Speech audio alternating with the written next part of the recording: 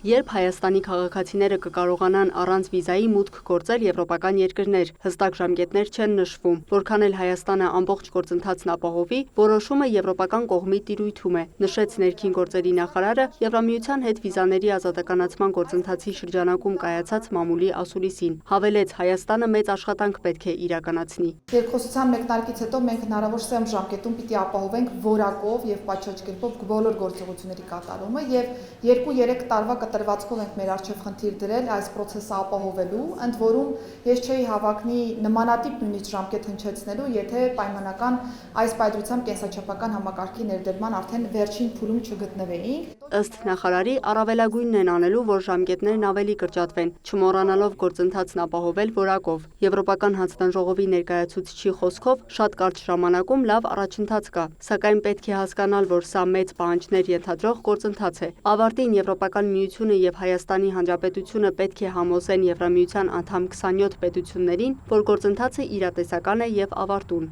Սրան պետք է հավատա Եվրախորհրդանի մեծամասնությունը։ Հիմա պատկերացրեք, ինչ տեղի կունենա, եթե մենք այս գործընթացը արագացնենք, ի վերջո հասնենք առանց վիզային ռեժիմի ներդրման, հետո այն չգործի, արդյունավետ չլինի։ Ուստի մենք ընդգծում ենք հատկապես որակ այս գործընթացի ոչ միայն այն պատճառով, որ ուզում ենք արհեստավարժ եւ պրոֆեսիոնալ աշխատանք կատարել, այլև որ սա միակ եղանակն է հասնելու առանց վիզային ռեժիմի եւ պահպանելու այն։ Հարցին, թե ինչու է ներկայում վիզա ստանալը դժվարացել, դեսպանատներում էլ տեղեր չկան, Յոհաննես Լուխները նշեց, կան մարտահրավերներ մուտքի արտոնագրերի տրամադրման գործընթացում։ Դա միայն Հայաստանին չի վերաբերում, գլոբալ հարց է։ Տարբեր պետությունների մեր հյուպատոսական ծառայություններից շատերը արդեն ջանք են ներդրել, որ մեծացնեն անձնակազմը եւ տարանջատեն ժամանակի տրամադրումը վիզաների համար ըստ նպատակի, բիզնեսներին, ուսանողներին եւ այլն։ Պետք է աշխատենք կրճատել վիզաների մերժման տոկոսը։ Դրա պատճառն այն է, որ գործակալությունները, որոնց արտապատվիրակված է այս գործընթացը, երբեմն թյուրիմացության հասնող տեղեկություն են փոխանցում քաղաքացիներին։ Սա գործընթաց է, որի ուղղությամբ մենք պետք է շարունակենք աշխատել։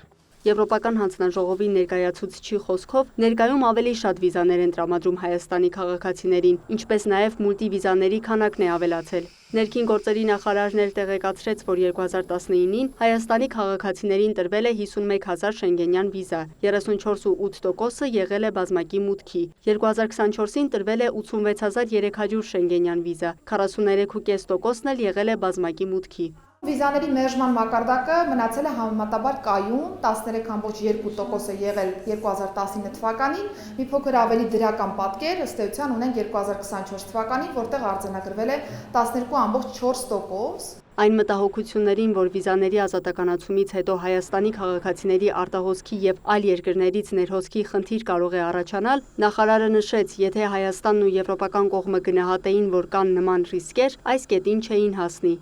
Ասուլիսի ընթացքում նշվեց նաև, որ այս պահին Հայաստանի Հանրապետությունը միակ պետությունն է, ում հետ Եվրոպական միությունը ակտիվ երկխոսություն է վարում։ Գործընթացը Հայաստանի քաղաքացիների համար արժանապատիվ ճամփորդության, իսկ իշխանությունների համար մեր երկրում երկարաժամկետ ինստիտուցիոնալ փոփոխություններ ապահովելու հնարավորություն է։ Մենք էապես կարևորում ենք այն, որ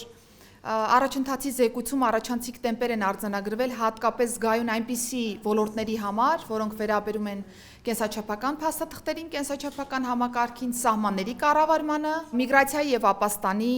հարցերին։ Յոհաննես Լուխներն էլ հիշեցրեց, Հայաստանի քաղաքացիները շուտով կօգտվեն կենսաչափական անձնագրեր ունենալու հնարավորությունից։ Կստեղծվի բնակչության միասնական պետական ռեգիստր, եւ մենք աշխատանքներ ենք տանում մի շարք այլ բարեփոխումների իրականացման ուղղությամբ։ Խոսելով ԵՄ գործակալությունների հետ Հայաստանի գործակցության մասին, Լուխները նշեց, դրանք Հայաստանը ավելի մոտ են դարձնում Եվրոպական միությանը։